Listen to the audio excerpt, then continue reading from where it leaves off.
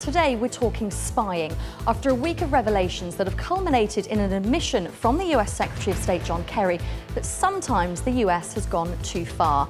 Well, we'll discuss if it's okay to spy on your allies and if there are different rules when it comes to governments and private individuals. We'll speak to former MI5 and CIA agents. Plus, a little bit later, we'll discuss what's being described as the epidemic of rape in Kenya and South Africa, as more cases hit the headlines, most notably the men told to cut grass as punishment for raping a teenager. We're here live for the next hour. You can get in touch in a variety of ways, on Twitter, on Facebook, or just by calling us.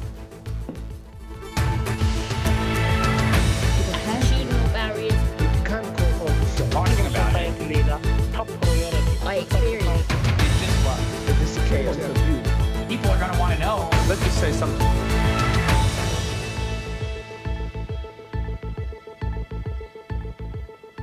Well, welcome to the programme. Any comments that you bring to us during the programme, they'll come to me here right on my tablet and we'll try and thread it into the conversation. Let me introduce you to our guests who are joining us now. Annie Machon is in Dusseldorf. She's a former intelligence officer with MI5.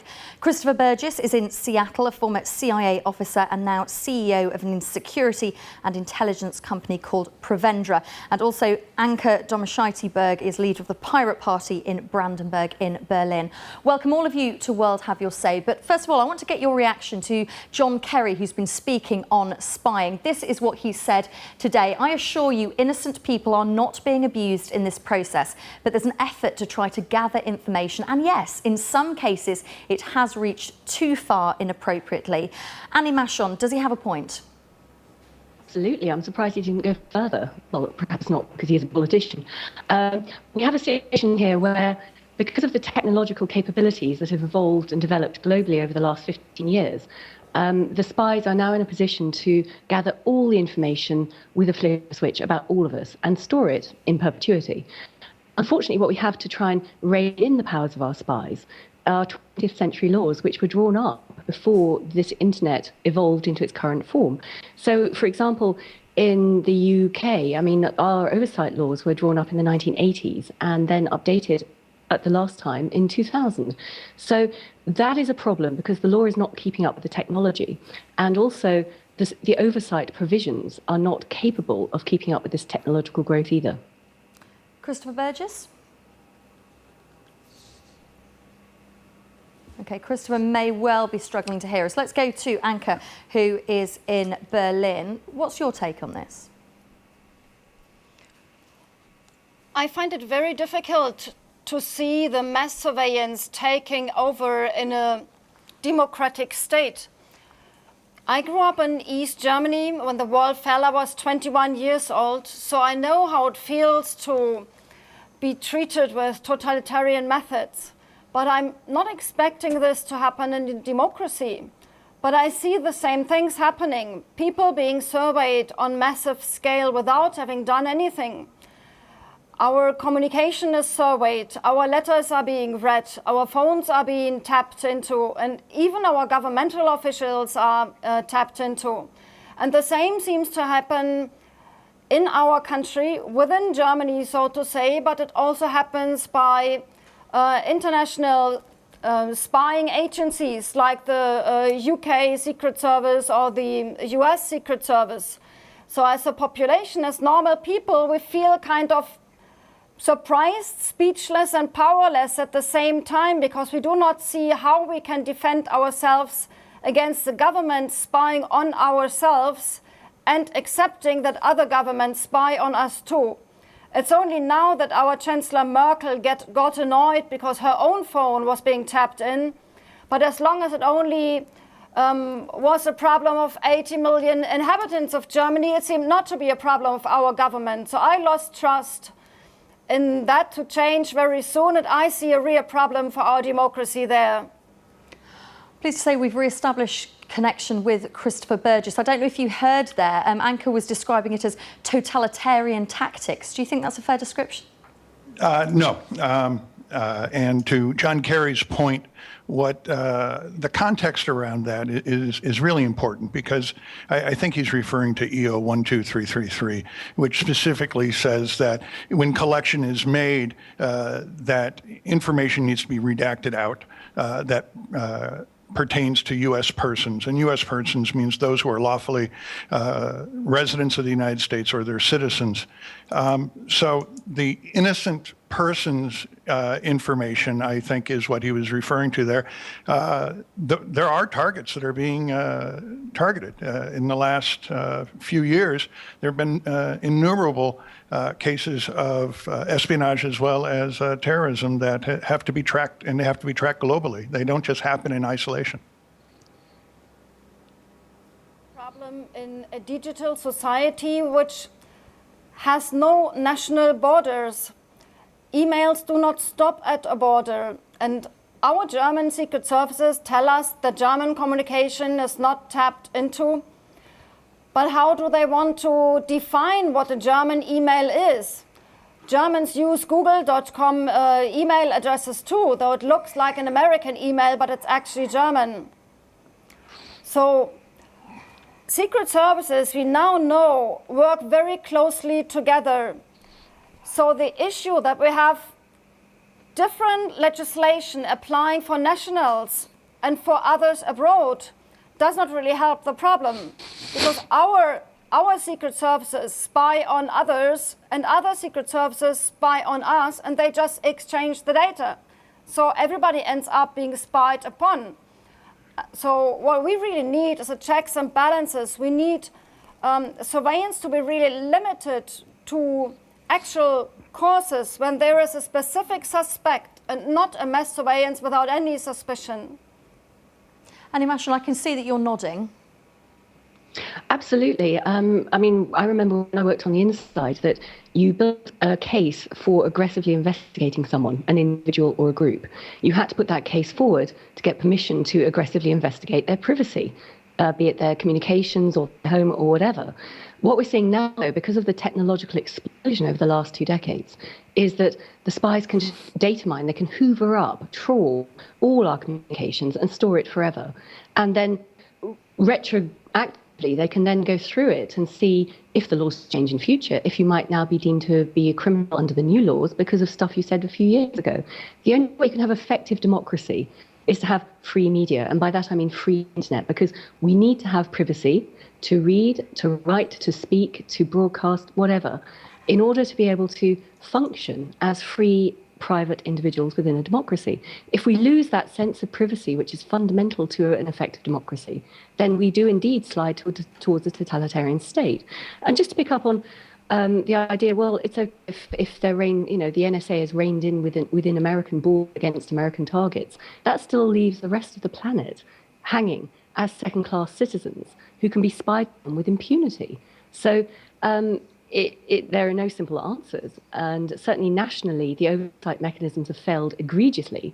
And as Anka mentioned, of course, the surveillance is now global. It doesn't stop at borders. There are no easy answers, but at least I would say in the US, there are some difficult questions being asked in Congress. In the UK, it's all being brushed under the carpet. And the spies and the apologists in Parliament are saying, it's okay. Trust us, we know that there's oversight going on and it works. Well, it doesn't under the terms of the old 20th century laws. If, as you're watching around the world, want to put any questions to our former CIA and former MI5 officers here, you probably don't get many opportunities to do that. Use the hashtag WHYS on Twitter or go to facebook.com/world have your say, and we'll put those questions to our guests. Let's pull up this comment which has come in from Pamela in the US, who's posted on Facebook. She says, allies and enemies have been spying on each other for hundreds of years. I feel sorry for those who are too naive to realise that. Anka, do you think it's harsh to call you naive? Is it just that we have to accept that people are going to spy on each other? I don't think so, because if we do accept that, we accept the development into a totalitarian state, and I guess nobody really wants that. It is true that throughout history, spying has taken place on various levels, but what we never had before is the technical capabilities we have now in a digital society. And never before, people shared so many of their social relationships, their personal private conversations in digital media. So now it's far easier to spy on people and to get an entire profile of what actually makes them up as a person. You can see where they are, with whom they are somewhere, what they speak, what they like, what they search, just everything. And this never has been the case before. Spying was much more difficult. To compare it back to the Stasi in East Germany, one Stasi officer could only monitor 50 phone calls at a time. Today, there is no limit to that. In East German times, a Stasi officer had to decide if a 51 first person came of interest, which other person to drop in surveillance. So there was at least a limit because people had to decide personally on whether it's relevant or really a danger for national security or not. These limits, these don't exist anymore. And today we see that the NSA files, if you print them out, this is an amount 160 million times as big as the entire Stasi files from East Germany. And this is worrying because it's a really new degree we've never seen before. And we have to put a stop on that. Well, Anke, you raise a very interesting point. You raise a very interesting point there, talking about people giving them so much of themselves on the internet, on Facebook. Let me bring in Matt Neiswinger, who's in Columbus in Ohio. Matt, do you think there is a danger that we all give a bit too much of ourselves online? And so can we really be outraged if then that information is used by intelligence agencies? Definitely. If you post something on, Twitter, Facebook, you have to come to, realization that it's out there in the world and you can never get it back. But what the NSA is doing is completely out of bounds. I mean, looking at someone's Facebook status is a lot different between, monitoring their phone calls and their text messages and private things like that. And does it bother you that the NSA could be monitoring your calls, your texts? To be honest, if they monitored mine, they'd find that I lead a very boring life. Does it really matter if we've got nothing to hide? That's exactly my point. Why would the NSA spend their time, their money, and resources on spying on its own citizens when if they were to look through my text messages or my phone calls, they would just see that I'm going over to my friend's house later tonight and playing a new video game that he just got or something like that. So I mean, I don't think that we're really going to find a whole lot. Anke, do you want to try and convince Matt that he should be worried? Because he's very eloquently making the point that actually if you've got nothing to hide, do we need to worry? Yeah, I find both arguments a bit dangerous. The first argument being that people publish so many things about their private lives online themselves using Facebook, Twitter and other media. But this always is an individual personal decision. And for example, people choose direct messages on Twitter or chat messages on Facebook to have a private conversation. And if then a governmental authority like a Secret Service agency gets access to these private communication, that is no decision of an individual and therefore not okay. To the other argument, whether we have something to hide, privacy is a basic human right. It's a constitutional right of a very high protectional value. So why should we have to argue about that? And then if you compare the digital era to the physical era, just imagine that some completely unknown person has a key to your home and can enter whenever this person wants, whether you are at home or not, sleeping or in the bathroom. This person can come into your home and just can look up in a box your love letters, your pictures. Would you like it? Do you ever whisper to other people? Let's get Matt's response to that. Matt, do respond. Definitely. I think we all have, the right to privacy, and the NSA spying goes completely against what this country was founded on. And they are in the wrong when looking through private, text messages and things like that. But my whole, I'm looking at it and saying, why would they want to? What do we have? I don't have anything to hide. Why would they want to spend their time, their money, to look into someone like me? So that's sort of my view of it. Like, why would they cross, and cross over and look through all my private data and things like that. Anchor and Matt, thank you ever so much for joining us on World Have Your Say. Lots of comments coming into us during this conversation. Damien in Miami has posted on Facebook, spying happens, everyone does it, though America may just be better at it. The difference in this case is that America's spying revelation was simply more dramatic. Stay with us and we'll carry on talking in the next few minutes. No, I absolutely... Talking about it. Jen, let me say something. No, I absolutely... Talking about it. Jen, let me say something. Welcome back to World Have Your Say. Good to have your company. Still with us is Annie Mashon, who is a former MI5 agent, Christopher Burgess, who's in Seattle, former CIA officer, and Anke Domscheit-Berg, who's leader of the Pirate Party in Brandenburg in Berlin. Of course, throughout the week, there have been so many revelations of the NSA listening to conversations, 60 million in France, 70 million in Germany, suggestions that Chancellor Angela Merkel's phone could have been tapped for up to a decade. Latest revelations coming out is that, in fact, Australia were listening in on Indonesian countries on behalf of the National Security Agency in the US. Julia in Canberra has sent us this video.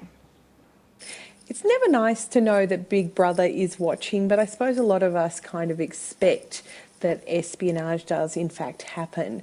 So with the revelations or the allegations that Australia is using its Indonesian embassies to spy on the Indonesians, I don't think too many people are surprised or shocked, but rather now there is kind of an intrigue as to how this is going to be handled both by the Indonesian government and the Australian government.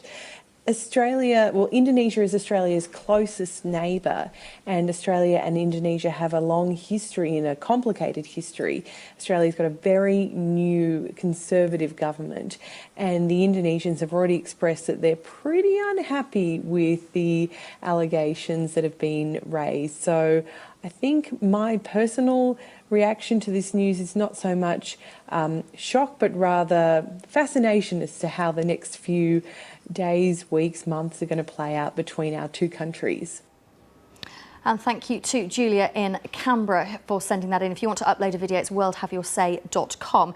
Now, let's go to Annie Mashon and Christopher Burgess. Christopher first, explain to people watching around the world, how does this actually work? When we're talking 60 million, 70 million telephone calls being listened to, are they actually listening in to every single one? Explain the mechanics.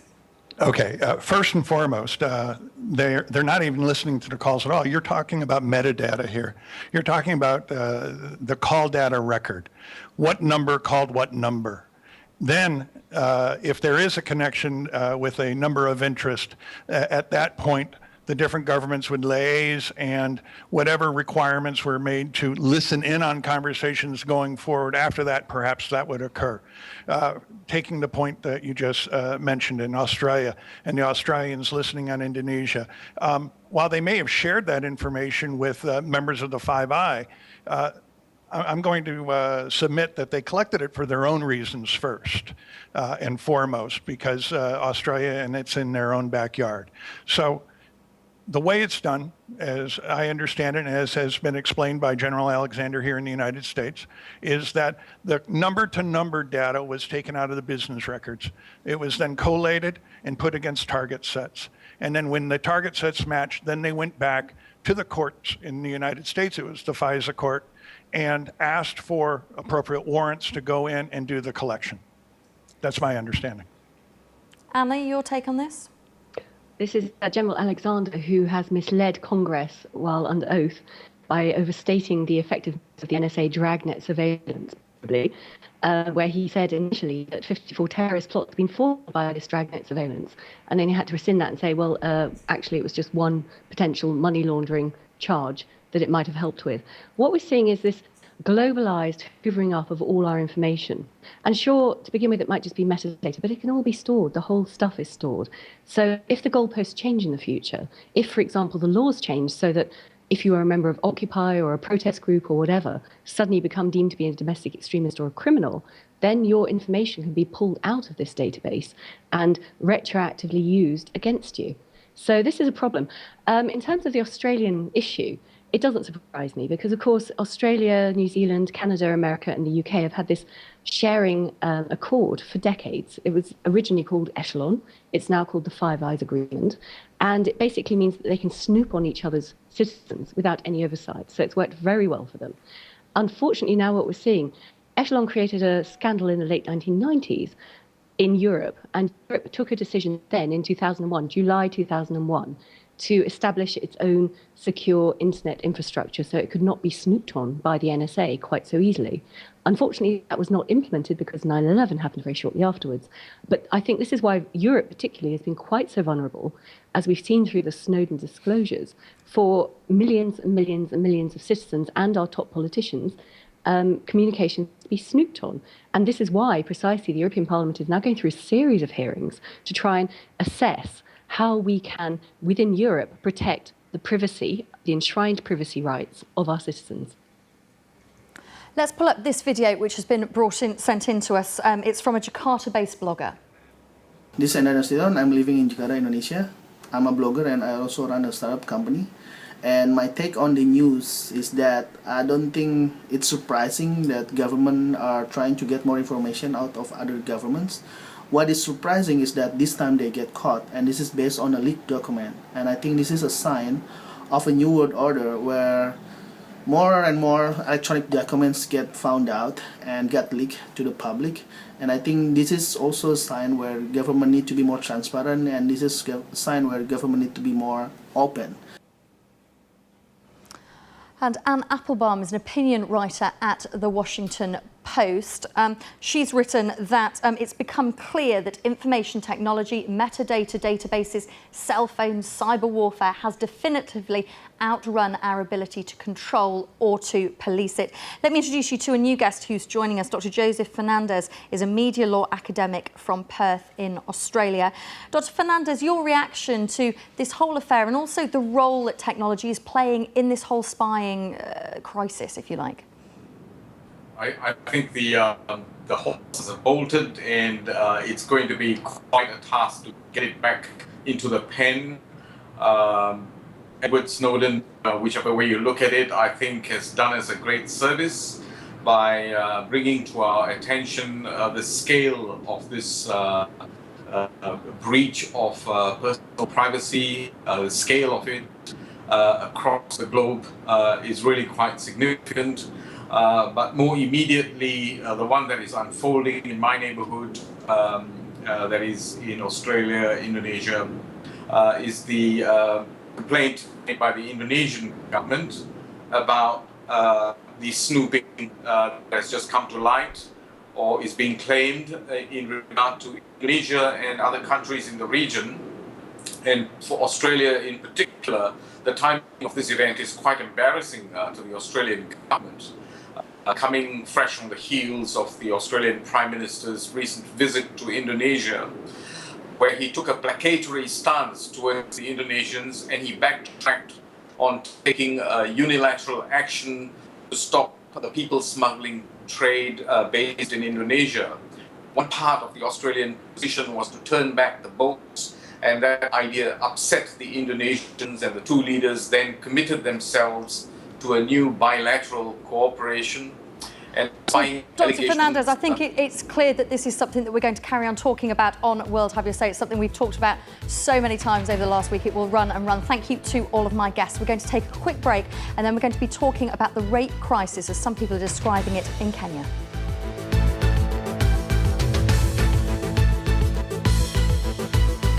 Let me say something. Welcome back. I'm Chloe Tilley. Well, it's been described as an epidemic. The high numbers of women and children subjected to rape and sexual abuse in Kenya and South Africa. A petition's been handed to the Kenyan police demanding justice after a teenager was gang raped and dumped in a latrine. The men accused were just given the punishment of cutting grass. We'll carry on talking about this in a moment.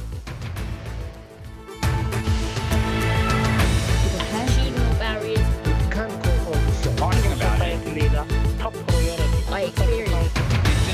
This is chaos. People are going to want to know. Let me say something.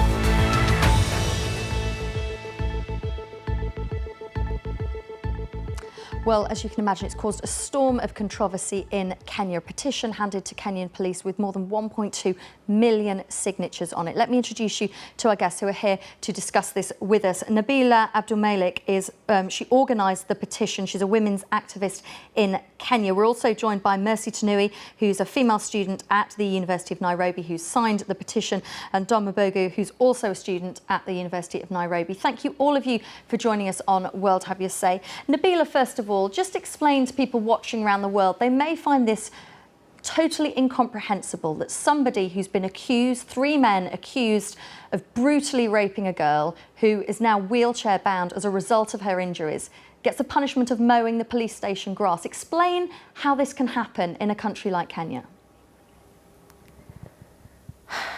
It is incomprehensible, but I think there's a culture of impunity generally. And if we think about the fact that there were over 3,000 rapes after the post-election violence in 2007, and in fact up to now there haven't been any repercussions for that.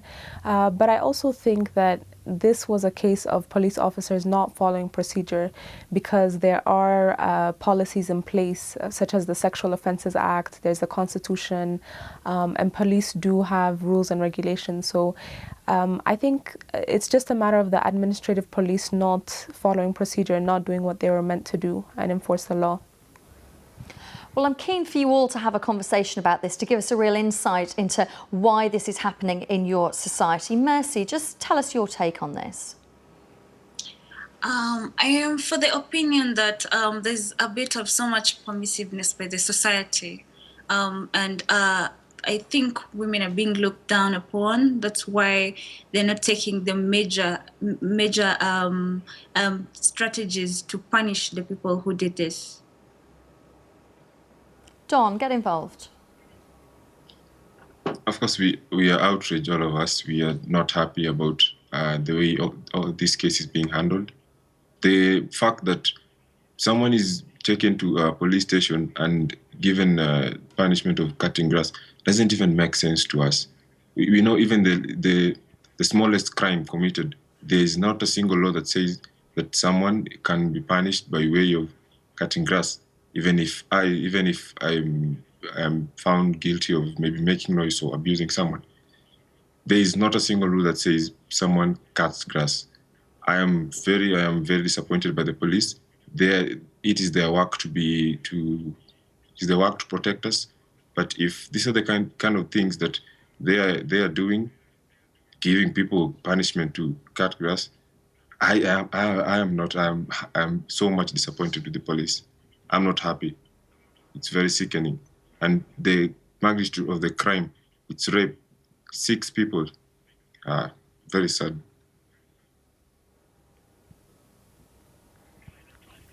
I think I agree with you, Dawn. I mean, it's sickening that this is the kind of punishment that's given for a 16-year-old girl who's beaten and gang raped. And although now she's undergone surgery to repair both her back and the fistula that she developed, I mean, it's emboldening others to also rape. But, you know, interestingly enough, I think you know that yesterday we had a march taking the petition, which had over 1.3 million signatures, and presented it to the Office of the Inspector General, along with our list of key demands. And so one of the things that the Chief of Staff who came to greet us told us is to come back for a meeting today. So we met with them, and you know, interestingly enough, it seems like there is political will on behalf of, at least at that level. And what they're telling us is that they do need support, that they do have standards and procedures, but it's a matter of individuals that are not following. So I wonder what you think, Dawn, and maybe Mercy. Do you think it's a very widespread issue, or it's just a matter of certain police that don't follow the rules and regulations that they're meant to? I think it all goes down to the issue of implementation. These rules are set, as you have said, the rules that relate to whatever crime is being committed. So it all goes to how are they supposed to implement how to solve such issues. it is clear they do not know their work. If you can give someone such a punishment, I feel, I know thieves do what they do, they steal. Rapists, they do what they do, they rape. So how do we protect ourselves? How do we get someone to protect us from such kind of people? We want the people. We want them to be serious with their jobs. I do not feel safe as a Kenyan. Yeah, I think it's a widespread thing. It's almost in all the cases, not only rape. I think they just don't take a keen interest to punishing perpetrators of criminal offenses such as this one and many others. So I think impunity is starting from the top to the bottom, from the most petty crimes to the biggest crimes. Yeah, actually, I am really not sure about the Inspector General being involved. I do not. I'm kind of skeptical. I'm not sure whether they will follow up to this. Maybe they will follow up to this one, but what of the other cases? There are very many cases we know that they have gone without being taken care of. If you're positive that they're going to follow up with this one just because it was highlighted by the media, by the local media, the international media, we can be positive that they're going to solve this one in the correct way. But how sure are we that they're going to solve the other cases, be it petty or very serious criminal offenses? So I feel that there's something that needs to be done. A lot needs to be done. Again, it goes to the whole issue of implementation, because I know there are desks for gender-based violence, and people they are there on paper, but really when you go to the ground and look at them really in a police station or something, you will find there's actually nothing going on in terms of such cases. Yeah, people are not doing their work. Yeah. And I think it's important for us to understand that police are, at the end of the day, they're citizens, and they come from communities and societies. So, I mean, how do we ensure that the police force are not bringing in their own value systems? And I think it's interesting that the chief of staff admitted to us that the increasing rates of violence have to do with, there's an underlying issue here which has to do with the gender inequalities that are persistent in cultures and customs and traditions. So, I mean, at the end of the day, yeah, policemen are men and women that are embedded in a society and a culture, a very patriarchal culture, and a culture that condones violence and, I think desensitizes particularly violence against women and girls. Yeah, that's why I talked of permissiveness by society. There's that form of we've just let it be a norm where where a man can batter a woman and just go unpunished, where a man can rape a girl and go unpunished. So I think the permissiveness by the society is also building up to such a way that it's also affecting the authorities. They also can't respond the way they're supposed to respond. I think right now they have seen what people are able to do. 1.5 million signatures, from 1.5 million people. That is not a small number. They have seen how people are responding, and they have to do something. They will definitely have to do something. Yeah, I mean, I think they do recognize that. I think they recognize that the international media has spotlighted them and is highlighting this case and going into detail. So I think it's not just about Liz. I think we all understand that Liz is one case that has galvanized all of this momentum and action and mobilizing. But definitely, I think we do need to talk about the wider issues, the gaps within the systems, how difficult and intimidating reporting can be to the police, how insensitive they can be at times. I mean, all of these things need to be discussed so that we don't, solve Liz's case, maybe arrest the perpetrators, punish the police, but then the next case comes and nothing happens and it's a repeat. So definitely, I think this is a moment at which we can strengthen our systems, make sure that we have due diligence across the board. And I wonder how it is at university. What do you feel, Mercy? Do you feel safe walking at night? Do you feel that the police are there to protect you? Is there a different dynamic on campus rather than off campus? At this point in time, as a student and as a Kenyan, I don't feel like I can trust the police because I feel they're treating issues in a petty way. You know, if they can take such a big criminal offense and treat it like a very small thing, then what else are they capable of doing? So I feel that then I don't feel safe. I don't feel safe. I don't feel like I can trust them. No, I don't. Again, when you're talking about the gender permissiveness issue, this guy is whenever you're say applying for a post, a job with the police force, you take an oath. There, you know that we subscribe to certain laws, certain issues. We know that as much as our culture demands this to us, we also have the law. We have to at least we try to integrate both of them, and have something that will look at will more or less look at both angles.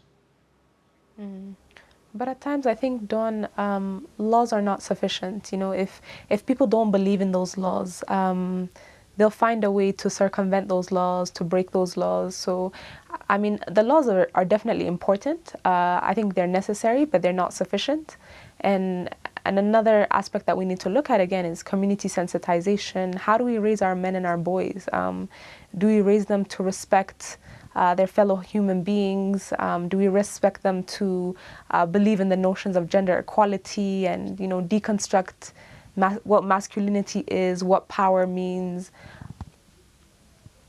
I think Sorry to interrupt, Mercy. It's interesting that you raised that point because we've actually been sent a video from Nairobi, which I want to pull up now and play to you and get your reaction to. My name is Wilton Nyabate from Nairobi. As a woman, we see that our country has not yet changed. The culture, they don't value the women and the child, the girl child. So they violate their rights. That's exactly the point there that we heard Nabila making about the idea of the culture valuing women. Mercy, as a young woman in Kenya, what do you think needs to change so that women are valued? I think it has to start with the family, from the basic unit of the family. You know, if your dad does not respect your mom, then the upbringing will make you not respect any other woman in the society. So I think it has to start with us. And if the authorities, like say the Inspector General, does not come out clean and protect this girl Liz and put the perpetrators to be punished in the required way, then so many people are looking at that and thinking, I think this is allowed. So I think if our leaders show by example, then people, the male and female gender will follow through. So I think if we just allow things to just go that way, then it's going to happen in very many more years, and we'll be asking ourselves where we went wrong, when in the real sense, problem is us. Mercy, Don and Nabila, do stay with us. As you can imagine, so many calls coming in from Kenya, people getting in touch from Nepal, Libya, Afghanistan, Pakistan, Mauritania and Somalia. Thank you for all of your calls. Soon in India called us to say strong laws should be enacted in order to discourage such heinous acts, imprisonment for life or even the death penalty. Well, I'll put that to our guests in the next couple of minutes. Do stay with us. No, I actually talking about it. Change. Let me say something. No, I actually talking about it. Change. Let me say something. Welcome back to World Have Your Say. Well, I want to put that comment that I read out just before the break straight to Nabila, who organised the petition, is a women's activist in Kenya. We got that comment from Soon in India saying that basically maybe the death penalty or life imprisonment is the answer to these kind of crimes. Do you think that would work, as well as obviously tackling the cultural problems in your country? I have mixed feelings about this. Personally, I'm not for the death penalty. I don't believe that anyone has a right to take another's life. And I think we also have to be very careful, because if we're looking at tackling the root causes, and we're saying we have a culture of violence that we need to fight. We need to be careful that we're not perpetuating that system of violence in other forms. So yeah, I think I do have mixed feelings about that, but we definitely do need a strong deterrent to prevent it from happening again. And I think we need rehab facilities even in our prisons, and make sure that our prisons are also conducive environments for change. Otherwise, I don't think we're not making any change. We may be locking away perpetrators, but we're not really seeing social transformation as well. So I think we need to go a bit deeper. It's interesting, this comment has just come into us from Stephen, who is a Kenyan in Denmark. He's just called us to say what's happening in Kenya is totally absurd. The new constitution has strict laws. The problem is police and society and the fact that women are not respected. Well, our reporter in Nairobi gathered this video for us. Let's have a look. Ms. Wilta Nyabate from Nairobi. As a woman, we see that our country has not yet changed. The culture, they don't value the women and the child, the culture. So they violated their rights. You'll spot that that was the video that we played a little bit earlier. We'll try and reload that other video that we've gathered and bring it to you before the end of the programme. I wonder, Mercy, as you look at this case, do you think, with all the momentum that is gathering behind it, do you see this as a turning point for Kenya, or do you think there's a danger that this Justice for Liz campaign could be forgotten in a few weeks or a few months? My opinion about it is Kenyans are very forgetful people. We stick to a certain topic for a while, then weeks go by, then we just forget it. But it could be a turning point. Let me be positive about it. It could be a turning point because of the attention it's gotten all over the world and locally. But it could also be yet another case of a normal case that gets highlighted. We hype it up, we talk about it, and a few weeks go by and we have the same repeated and we don't take action, and yeah, we just forget about it. So it's a yes and no. I feel if I totally agree with whatever Mercy is saying, we are a forgetful country. But if the police are serious, or if the implementations of such strict laws are put and are seriously followed up to, then we will not need to be highlighting such cases. They will be taken care of at the level of whenever they are being taken to the police officers. But on Don's case, I think if we are to look at what he's saying, then I think we have to address from the police, from their system, not from us as a people or as a country. We have to look at the laws and how they follow up with criminal offenses. So I think if we go by his suggestion, then we'd have to reform the police system, the laws, and make people stick to the laws. Okay, what you're saying exactly what I mean, because if those were being followed strictly to the letter, then we wouldn't be having these cases. The rapist in prison right now, in court, answering to charges. Don and Mercy, I do hope you'll forgive me for coming in, and Nabila as well. She's desperate to jump in, but that's all we've got time for this edition of World Have Your Say. I do hope that you've enjoyed today's edition. You'll join me at the same time next week. Thanks for watching. Let me say something.